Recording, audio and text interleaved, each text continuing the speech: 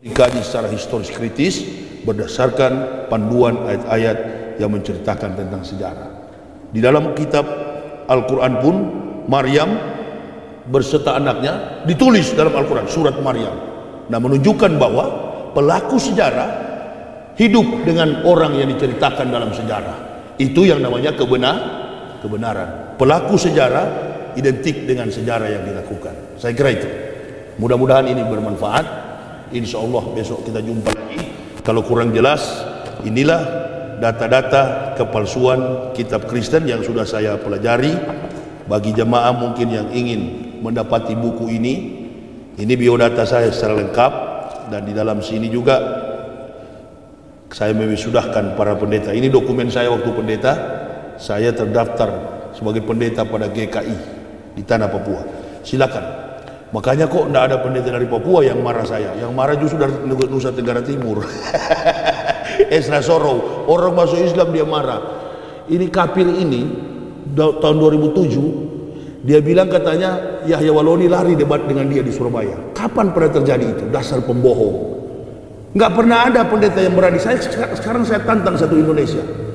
Saya tantang satu Indonesia berdebat di Istora Senayan, Jakarta. Jangan di Surabaya, jangan di Solo, kecil. Istora Senayan, Jakarta. Saya tidak perlu pendamping kalau debat, karena saya ahli di bidang itu. Saya tidak akan menggunakan Al-Quran untuk menyanggah argumen kafir. Saya akan menggunakan kitab dan argumen dia sendiri untuk mematahkan dan mengalahkan sekaligus konsep ketuhanan yang mereka imani. Sebelum lanjut, jangan lupa subscribe dulu channelnya dan nyalakan lonceng notifikasi agar tidak ketinggalan update video Islami terbaru dari channel Termometer Islam. Terima kasih sudah berkunjung. Semoga sehat selalu. Saya nggak perlu pendamping dari pihak siapapun. Adapun pendamping saya hanya satu, Salahuddin Hasibuan, Ustadz yang di Palembang. Output dari Gontor itu yang mendampingi saya, tapi beliau tidak boleh bicara karena ini bidang saya. Itu bidang saya ini nggak sembarang juga orang bisa tahu. Jadi ada bilang, oh banding sini ayat sana dibanding dengan Al-Quran, itu bukan ahli, itu debat awam, hanya membaca. Sama dengan kita orang Islam bilang begini, kalau dia Yesus itu adalah Tuhan, ini argumen awam dan mudah sekali patahkan oleh pendeta kalau argumen itu. Kalau dia Tuhan, kenapa dia disalib? Kenapa dia berteriak Eloi, Eloi lama sabachthani? My Lord, why you have forsaken me? Kenapa ya Tuhanku, mengapa kau tinggalkan aku? Kalau debat dengan pendeta, doktor, profesor, kaliber, dia akan jawab, yang kami imani dia Tuhan, bukan kemanusiaan dia yang tersalib, tetapi keilahian yang bersembunyi di dalam manusia Yesus. Antum mau tanya apa lagi kalau sudah begitu? Makanya jangan pernah akui Yesus adalah Isa. Isa adalah Yesus. Kita orang Islam dari Makkah, Madinah sampai ke ujung-ujung dunia, masuk ke rumah orang Islam, nggak ada foto Nabi Muhammad. Betul? Kenapa Nabi Muhammad tak punya foto? Karena di zaman beliau tidak ada tukang foto. Kalau di zaman Rasul tak ada tukang foto, bagaimana mungkin ada Nabi yang 576 tahun ada fotonya? Boleh dari mana jadi Tuhan ini? Lah iya, tadi kan saya sudah bilang Saiful identik dengan Indo. Nah sekarang gambar yang di poster itu siapa? Antum mau tahu? Yang bermain pada film The Passion of the Christ, yang dirilis di Yerusalem, kemudian ditolak oleh rabi-rabi Yahudi Ortodoks. Siapa dia? Mick Gibbon, William Steve, yang bermain pada film The Passion of the Christ. Tidak identik dengan orang Timur Tengah, lebih identik dengan orang Belanda, American, orang Amerika, orang Belanda, artis Yugoslavia, artis Selandia Baru, New Zealand, artis Prancis, yang digambar-gambarkan. Kalau di Eropa, kalau di Afrika, Tuhannya seperti orang Jawa.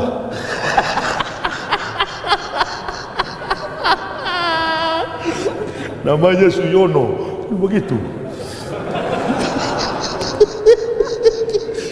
Jadi menipu, mengkamuflase sebuah kasta, mengkamuflase sebuah klaster, kasta, Ditipu nih masyarakat ini. Untuk menutupi kebohongan kitabnya, dihadirkan manusia tersiksa seolah-olah mati di kayu salib. Padahal eksekusi salib itu bukan Tuhan disalib. Mustahil Tuhan disalib. Yang tersalib itu adalah Barsabas. Yang menyalibkan adalah eksekusi di Golgota. Golgota itu artinya Bukit Tengkorak. Bukit Tengkorak sudah digunakan oleh Romawi dari tahun 65 sebelum Masehi.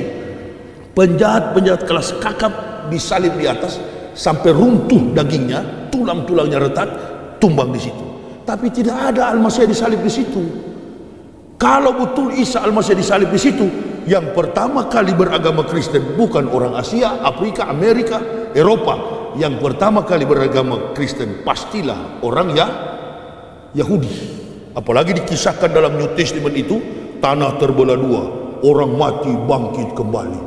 Kalau bebas saya mau tanya, nih orang mati yang bangkit apa pulang kampung atau bobok lagi? Hei, setiap peristiwa besar pasti ada monumen peringatan. Pasti di mana-mana ada peristiwa besar. Saya lewat di kota Solo ini kemarin tadi mau cari laundry, masuk ke kota Solo sana, ada gambar Soekarno duduk membaca. Taman Manahan atau apa itu? Iya, saya bilang istri saya, yuk kita mampir sebentar situ, duduk kita. Jangan Pak, kamu itu banyak orang kenal, apalagi dulu kau hantam Megawati. Iya juga ya. Ada Soekarno duduk, berarti ada filosofis yang tergambar dalam kisah storynya. Mungkin di situ dia pernah membaca. Atau mungkin Soekarno identik dengan buku, memberikan ironis kepada penduduk kota Karanganyar, Solo, Manahan di sini supaya pintar membaca, harus rajin membaca, jangan pemalas. Mengingatkan manusia supaya rajin membaca. Bisa jadi begitu. Nah, kalau kematian Yesus betul, di mana salibnya? Orang Yahudi agamanya sekarang bukan Kristen, agama mereka adalah Yudaisme. Kitabnya Talmud, isinya Torah, Nebiim, Ketubim, Tenak.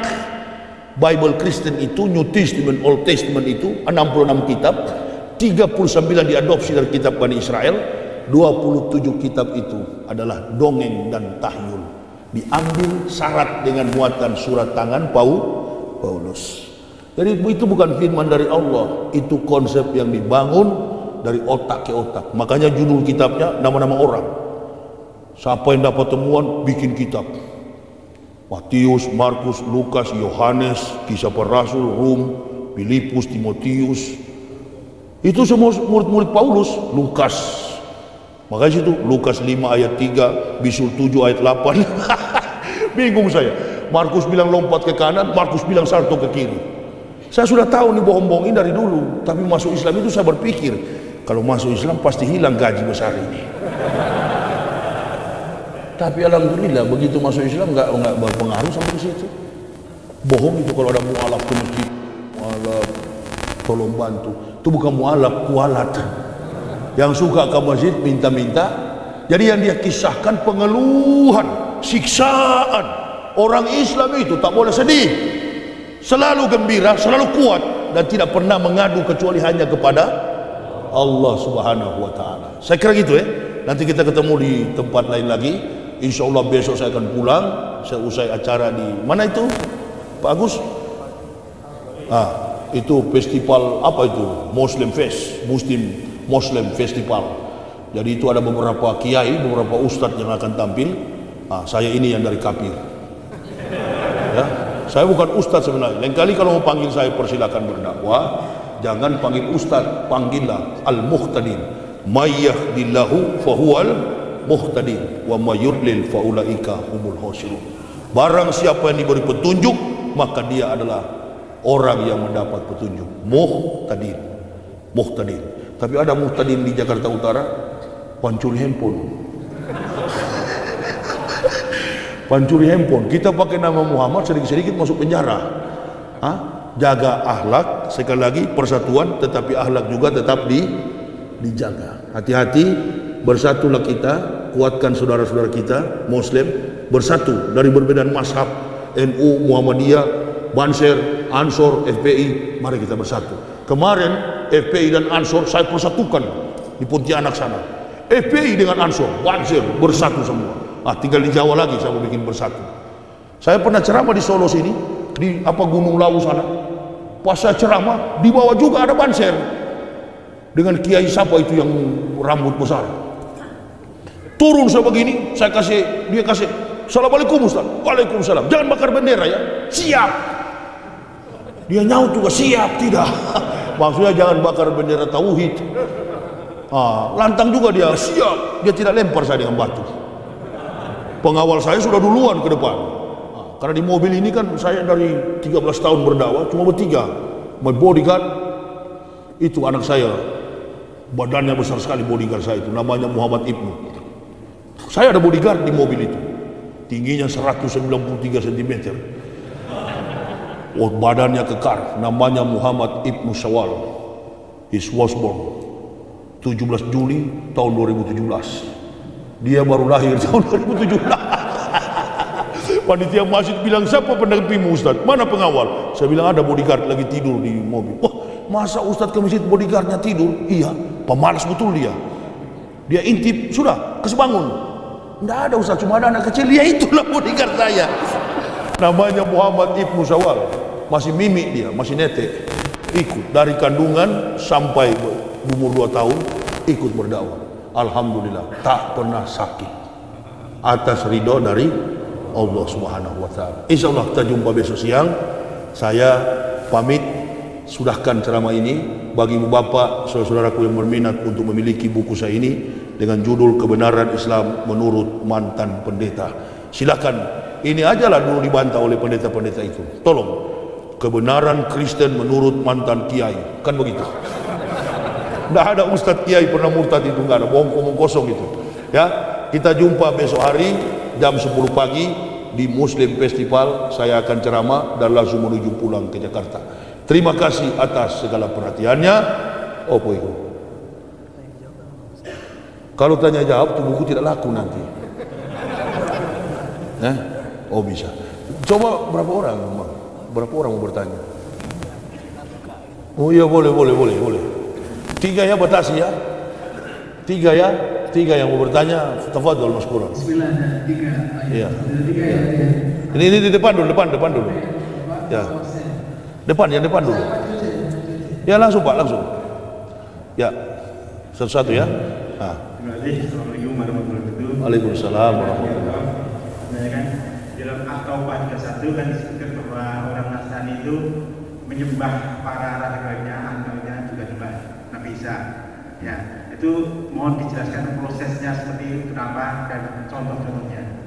Terus yang kedua, ada rencana debat antara Dr. Yahya Koloni dengan pendeta Esa Solusur.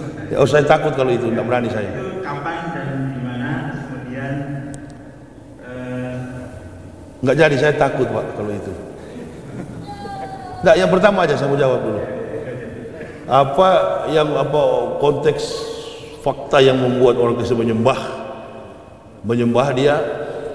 untuk nama Yesus itu, mengucapkan nama Yesus itu dari makanan, dari ucapan hari-hari, bahkan kalau kita umpama kaget, Allahu Akbar. Kalau dia tidak, darah Yesus. Itu karena darah Yesus tadi itu saya bilang dia mati, darahnya menebus dosa-dosa manusia.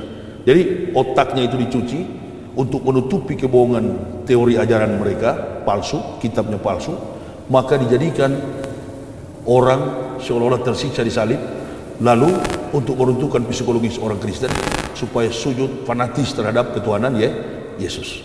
Jadi penyaliban itu nggak pernah terjadi. Di Israel pun nggak ada, itu bohong. Karena kalau betul berarti orang Israel agamanya Kristen.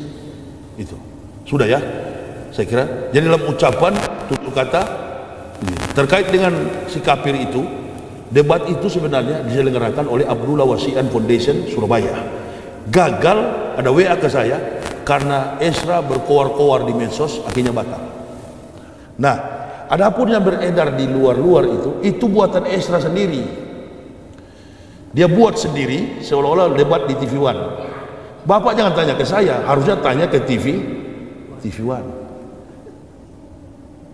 Ini kafir ini tahun 2007 di Esra ini begini. Gereja itu saya jelaskan dari atas dulu. Gereja itu pimpinannya kalau kita MUI kan, kalau dia bukan MUI, PGI, Persekutuan Gereja Indonesia. PGI itu ketuanya itu Profesor Doktor. Kalau dia yang ngomong, kalau dia yang bicara, akan ada debat. Yahya Wallaudi ini begini. Nah, itu perlu dipertimbangkan oleh jamaah.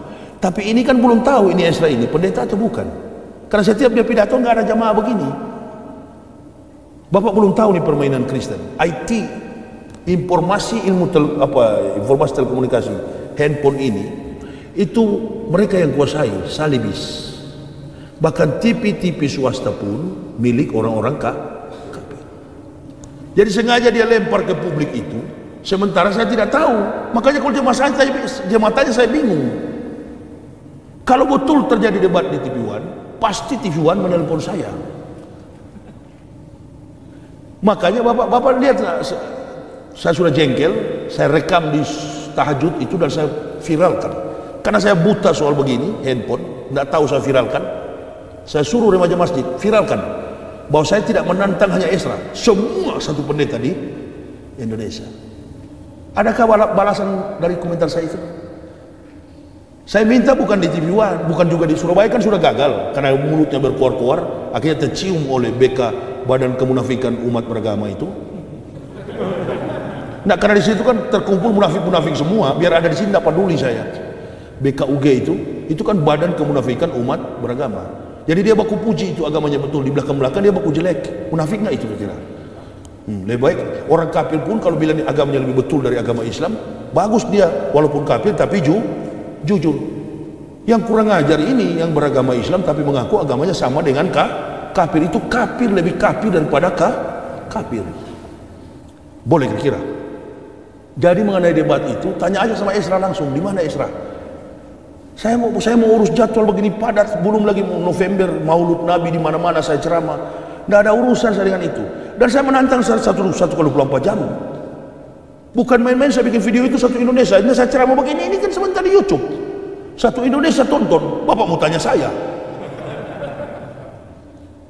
Kalau betul jadi debat itu, TV One sudah ada iklan.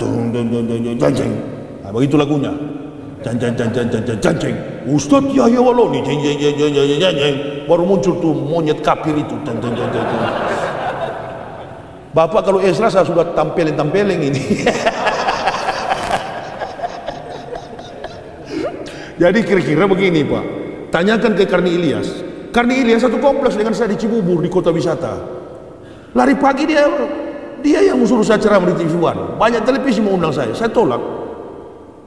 Lumayan dokter, biar begini ceramah 1-2, katanya supaya jadi kaya begitu. Saya tolak, sedangkan orang mau atur dakwah saya di Jakarta, event organizer, saya usir dari rumah. Saya ini ustadz liar. Saya tidak suka dikawal dan saya juga tidak suka rame-rame. Karena kalau rame-rame kita mudah diadu domba oleh kafir. Saya tidak pernah gabung di NU Muhammadiyah, nggak mau saya. Tapi saya senang kalau umat Islam ini bersatu. Allahu Akbar. Saya yang persatukan Bashir dengan FPI di Sumatera Riau itu. Karena saya ceramah, saya bilang jangan kalian saling berkelahi, sayang menyayangi. Justru kelemahan kita di situ. Jadi mengenai saya debat dengan si kafir itu, tanyakan langsung ke TV One proseduralnya. Betul nggak nih Yahya Wallaudi jadi dengan si kafir ini debat di TV One? Karena saya menantangnya di Istora. Saya nantang seluruh Indonesia kok, bukan cuma dia. Masuk dia, jangan sampai lepas, saya bilang begitu. Ada viral nggak itu video saya itu yang menantang itu? Ada viral nggak itu? Nah itu kan saya tantang, bukan cuma Esra. Itu Esra itu bukan kalah saya Pak. Dulu kalau waktu saya masih pendeta jauh, dia nggak usah lawan saya lah. Satu malam saya didik santri SMP atau SMA saya didik, lawan Esra besok kalah Esra. Bapak mau tahu nggak, di kepala saya ini ada 13.600, cuma 13.677 pertanyaan. Saya nulis buku ini Pak, setebal 400 halaman begini, sudah ada 19 judul buku. Cuma karena saya tidak ada donatur dalam Islam untuk mencetak, dan saya tidak mau mengeluh. Saya satu-satunya pendakwa yang tidak pernah mengeluh kepada pengusaha Muslim. Boleh tanya kalau ada. Saya berjalan dengan iman, tidak pernah saya ada donatur. Kemana-mana pun kami datang dengan biaya sendiri. Kalau ada diberi, saya alhamdulillah kami terima. Tapi mengeluh Islam tidak mengajarkan tangan di bawah, Islam mengajarkan tangan di atas. Makanya saya bilang, kalau ada mualaf yang minta-minta di masjid, bukan mualaf, kuwalat. Nah makanya saya bawa buku itu, karena saya sudah, mobil saya ini dari Jakarta, saya sudah coba pakai air wudhu di masjid.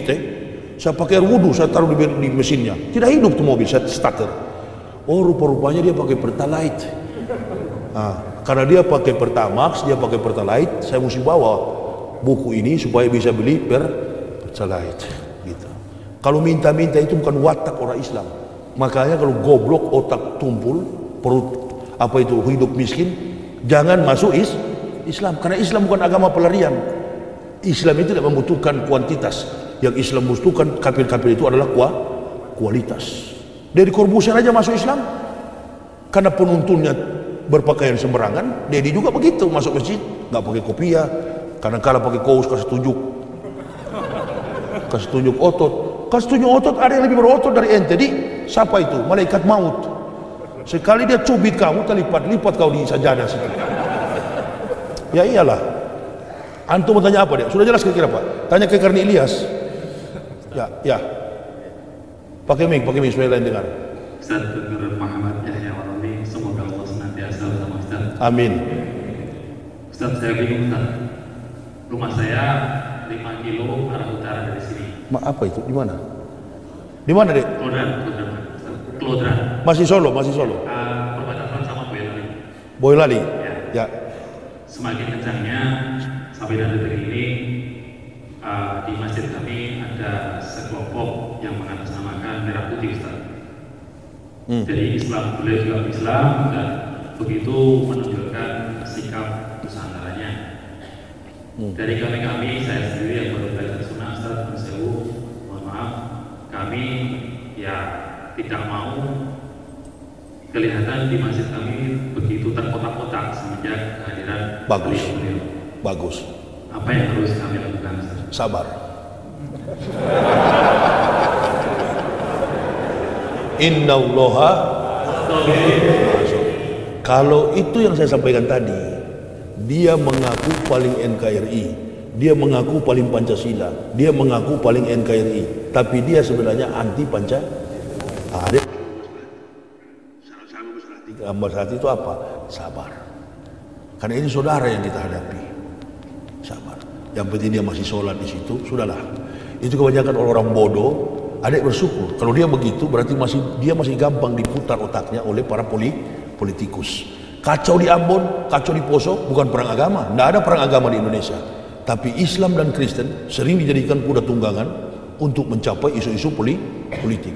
Yang bahaya itu kan bukan sekarang, yang dulu kemarin waktu pilpres, berdarah-darah kita. Bayangkan bulan Ramadan dihiasi dengan macam-macam dosa, saling bunuh, saling lempar, saling fitnah waktu pilpres kemarin. Jadi orang-orang itu sebenarnya orang-orang bodoh yang ditipu otaknya oleh para politikus busuk yang beragama kafir. Lupa. Mana alasannya Ustaz? Waktu sidang Prabowo di MK, ada satu pengakuan dari seorang, siapa ini yang lidahnya agak telur begitu, apa namanya? Peluh. Dia mengatakan, bilang mereka anti Pancasila, bilang mereka tidak NKRI. Statement itu keluar siapa? Hasto Kristianto, kafir. Itu yang ajarkan. Jadi umat Islam ini sebenarnya potensial sekali untuk mereka ajak untuk supaya membenci sesama Muslim. Nah, adik mau hadapi bagaimana mereka? Sementara konsep yang melekat di kepala mereka ini konsep politik. Caranya satu-satunya ialah, kalaupun ada saya kesempatan, boleh saya ceramah di situ.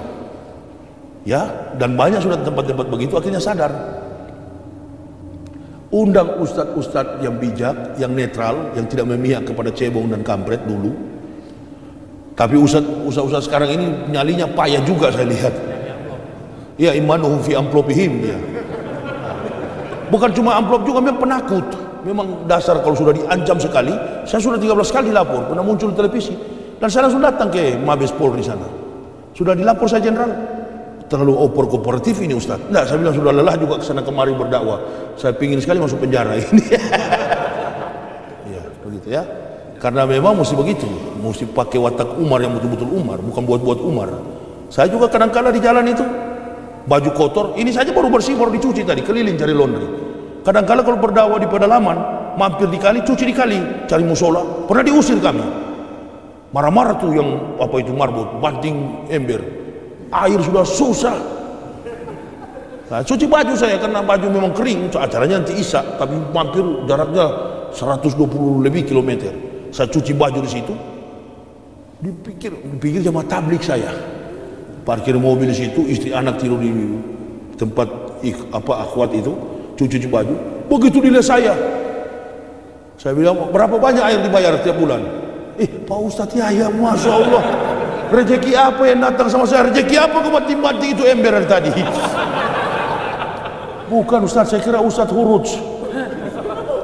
Hurus itu kan jemaah tablik yang kadang-kala datang satu kompi, habis itu air mau bayar. Masya Allah, saya sampai sabarlah Pak Imam, nanti saya bayar 2 kali lipat. Berapa tiap bulan air dibayar? Enggak apa Ustadz, mampu kuat-kuat jemaah di sini.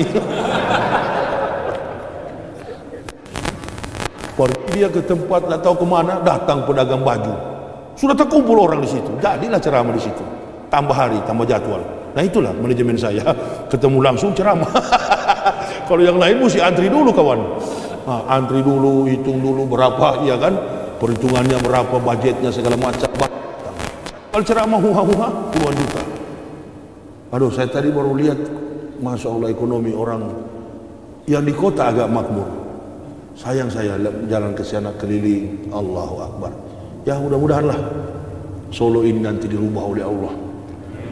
Yang penting kita perasaannya tetap cinta kepada Pak Soeharto, Haji Muhammad Soeharto. Jangan percaya orang bilang dia itu bukan Islam segala macam.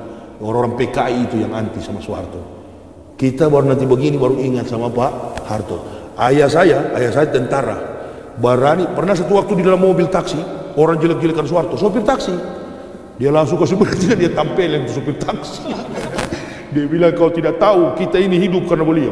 Padahal memang pendukungnya. Ayah saya tentara angkatan darat.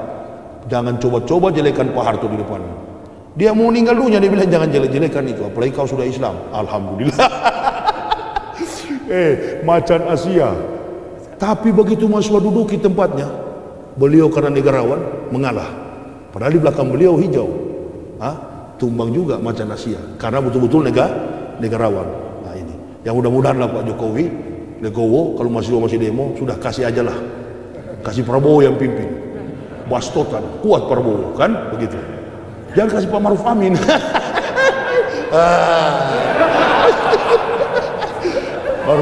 baru satu ronde rubuh, baru satu ronde roboh nanti.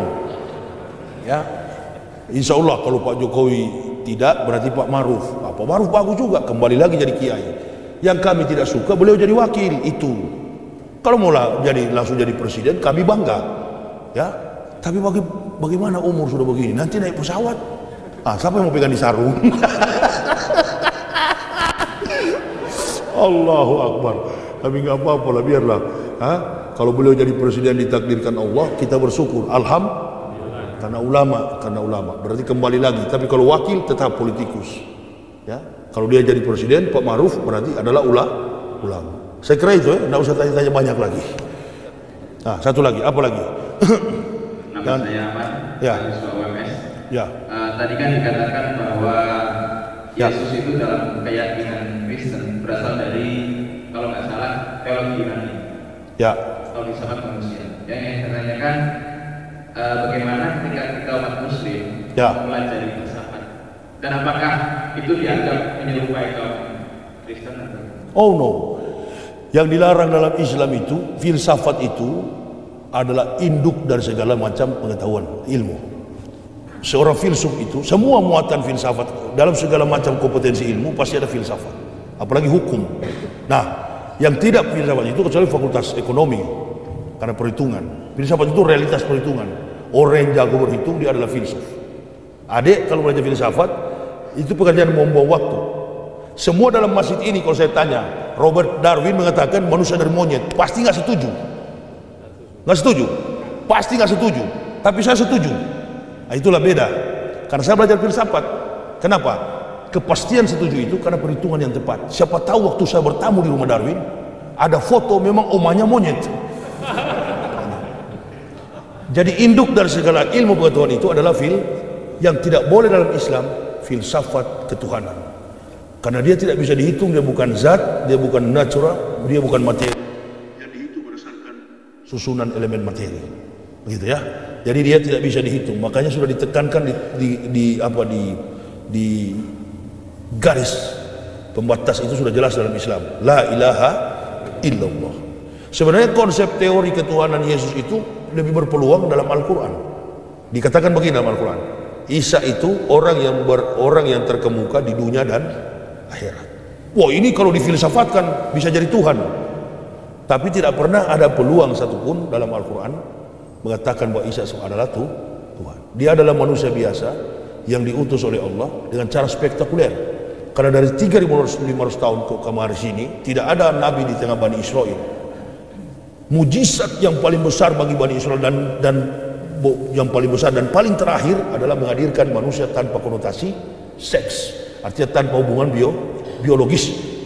Karena Allah masih sayang kepada Bani biadab ini supaya kembali ke jalan Allah. Tapi belum sekarang, nanti ke depan. Makanya Isa bertugas dua dalam Injilnya, meluruskan jalan hidup Bani Israel, dan yang kedua mengatakan mim badismuhu Ahmad, akan datang seorang yang bernama Ahmad. Gagal sampai sekarang. Bangsa biadab itu tidak beragama Islam, hanya sebagian kecil yang orang-orang ahli saja, bagian fisikawan, matematikawan, dan kemudian para artis yang kemudian masuk Islam mendapat hidayah. Kebanyakan Yahudi itu. Karena Yahudi dan Islam ini hampir sama sih, dia juga tidak memakan makanan haram. Dan umur 8 tahun dilahirkan disunat. Sampai hari ini orang Yahudi. Makanya Maryam waktu mau dirajam dengan batu, lari bersembunyi di pohon-pohon korma. Ketakutan Maryam. Tapi Jibril datang, Rohul Kudus datang, pulang Maryam, bahwa kandunganmu itu karena kurnia dari Allah.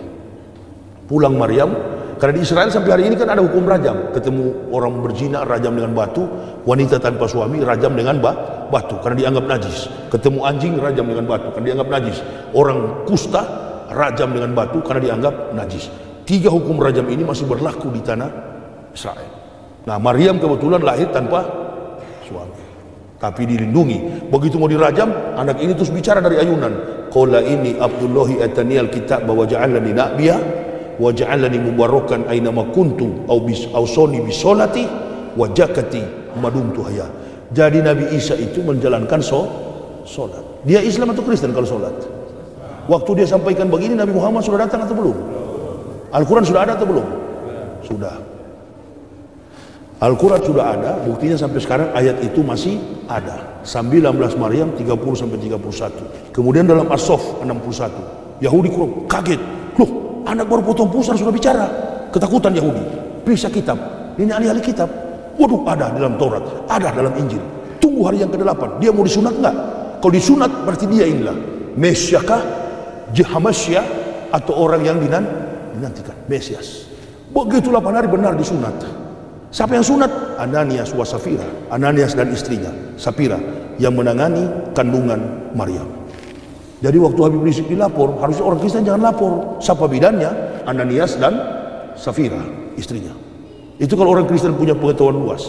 Nah, begitu mereka merajam ibunya, anak ini bilang, wa idzqala Isa ibnu Maryam, ya Bani Israila, inni rasulillahi ilaikum musaddiqan lima baina yadaya minat Taurat mubasysyiran bi rasulil ya'ti min badismuhu Ahmad. Tambah jengkel Yahudi. Loh, Ahmad dia sebut.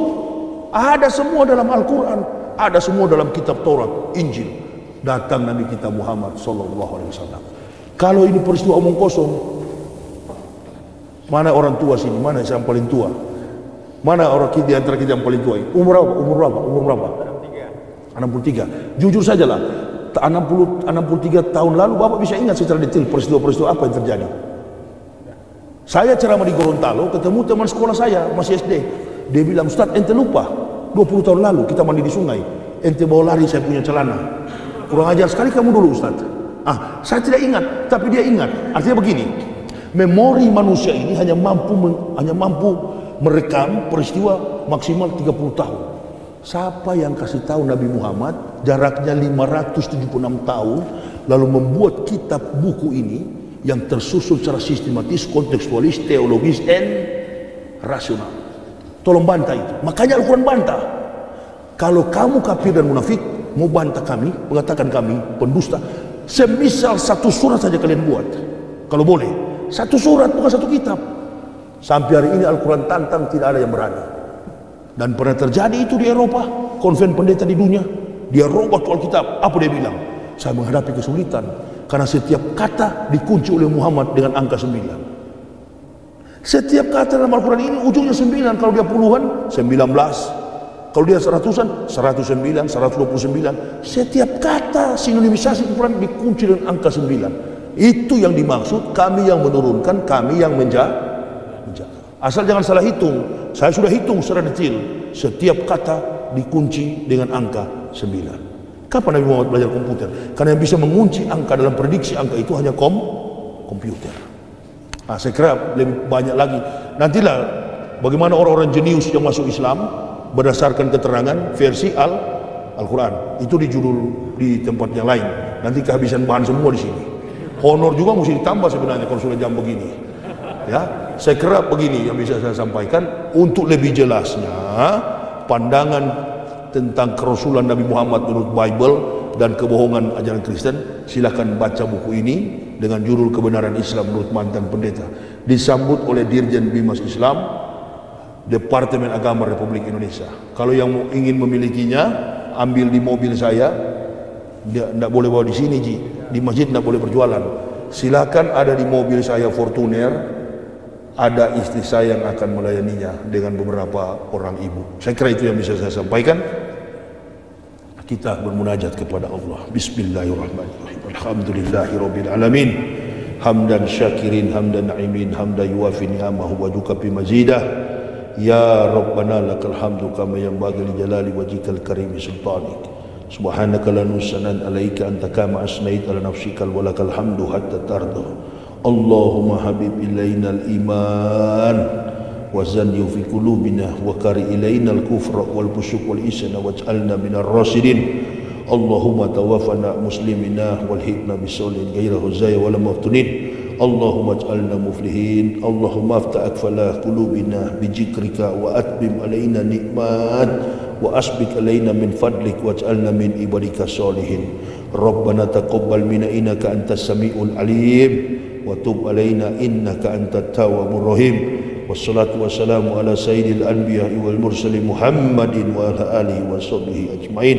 Subhana rabbika rabbil izzati amma yasifun wa salamun alal mursalin walhamdulillahi rabbil alamin. Terima kasih atas segala perhatiannya. Mohon maaf atas segala kekurangan saya. Usikum wa nafsi bitaqwallah. La ilaha illa huwa alallahi falyatawakkalul mu'minun. Wassalamu alaikum warahmatullahi wabarakatuh.